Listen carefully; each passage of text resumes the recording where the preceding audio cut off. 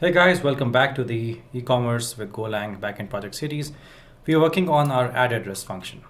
Now, all that we've done in the previous video with the add address function is we've just found out the addresses, the number of addresses that belong to that particular user. And we've run our aggregate function. We've created a query with match, unwind, and group just to be able to group together the addresses for that user and also find the sum of the number of addresses that are there. Now we want to start going ahead. In the sense, till now, we have not really added the address for that user in the database yet, okay?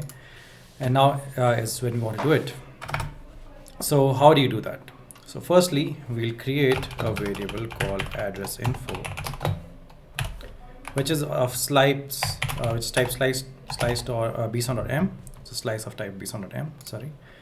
And we want to take point cursor and pass context and our address info, which is right now an empty struct, empty slice.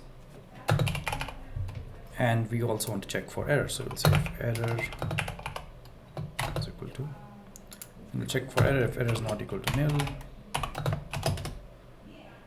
And we want to panic. Okay, so we've taken an empty slice, address info, and till now what we've done is we have taken our point cursor, and with the context we have passed address info to it.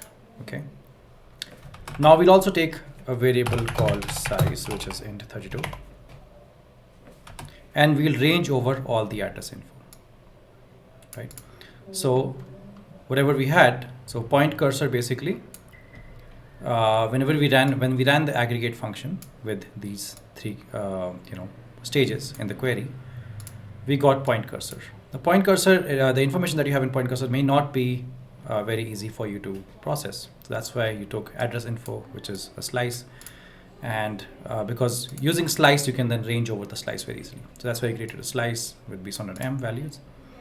And you used point cursor.all to convert whatever data was there in point cursor into this format, address info format. Okay.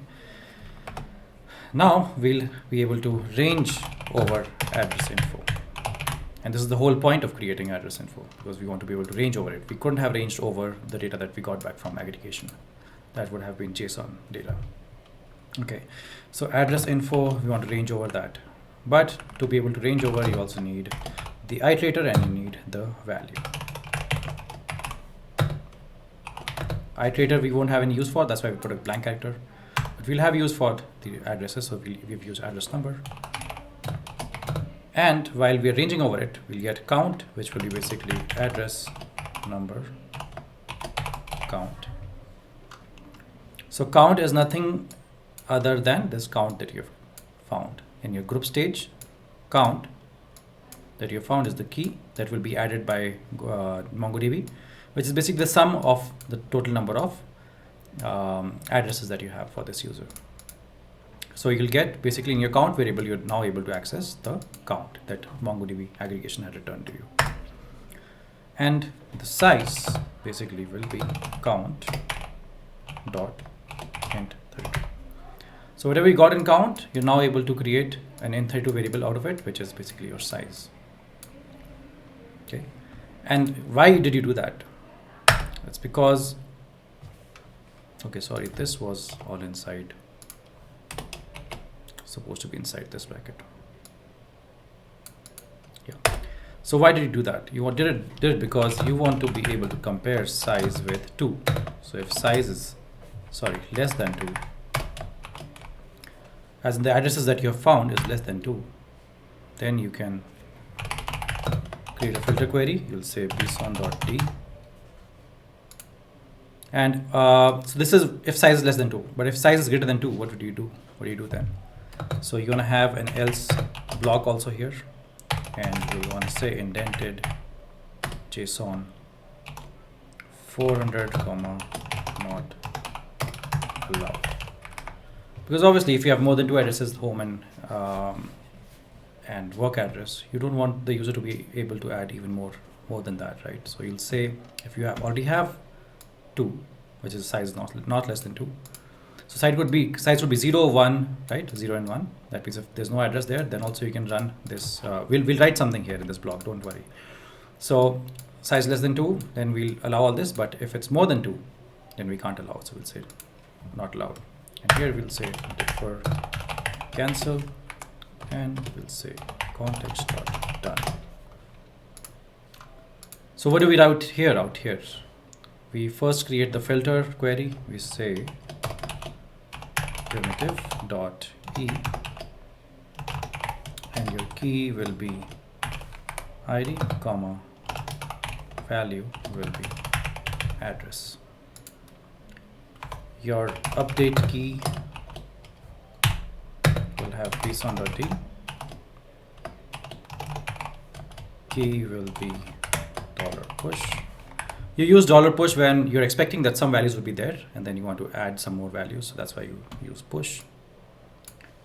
And then you say comma value pson.d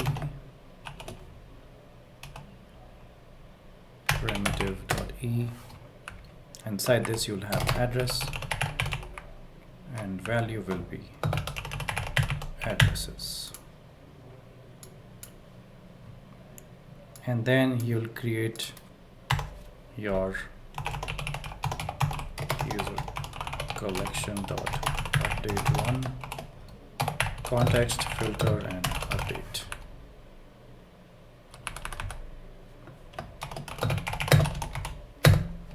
Okay. So at the end, what you want to do is you want to obviously call the update 1 function that MongoDB gives you access to. You'll have to pass context, and then we have also passed filter and update here.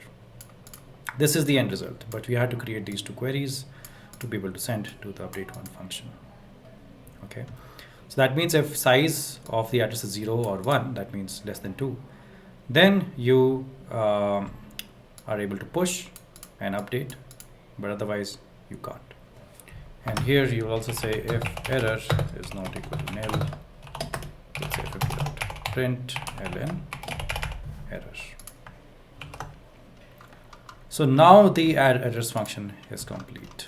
Finally it's complete. Okay, and we have our delete address function, which is also complete, and we are now to deal with 2 other functions, edit home address and edit work address. These 2 functions I'll cover in the next video. Thanks a lot for watching. Do stay subscribed to this channel, and because you'll get awesome value, right? You'll get Solidity and Golang, Rust, Python, all of that you'll be able to learn here. Till now I've been focusing mostly on Golang, but I'll also share my knowledge on the other languages as well. So I hope you're enjoying the series, and in the next video will be slightly longer because we'll cover both of these functions together in that video.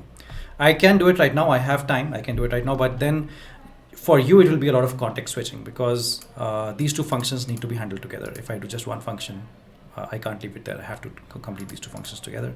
So I'll do that in the next video.